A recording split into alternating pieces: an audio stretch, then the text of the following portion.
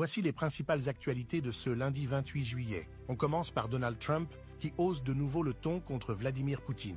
Le président américain réduit de 50 à 10 jours son ultimatum au président russe pour mettre fin au conflit en Ukraine.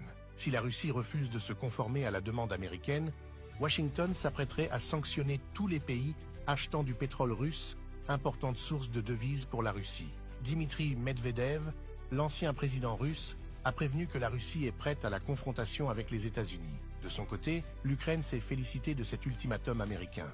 En deuxième actu, avec le Cambodge et la Thaïlande, qui ont signé un cessez-le-feu complet grâce à une médiation de la Malaisie, puissance de l'Asie du Sud-Est. Les deux pays mettent fin à leur conflit le plus grave en 15 ans suite à de nouvelles querelles sur les zones frontalières. Au moins une cinquantaine de personnes ont perdu la vie dans les accrochages. Enfin, on termine avec la Chine, qui vient de décréter le versement d'une allocation familiale de 420 € annuels pour chaque enfant afin de relancer la natalité dans le pays en chute libre depuis des années. La Chine connaît en effet un fort vieillissement de sa population alors que le pays pourrait voir fondre sa démographie de 40% à la fin du siècle. L'Empire du Milieu veut coûte que coûte maintenir sa croissance économique.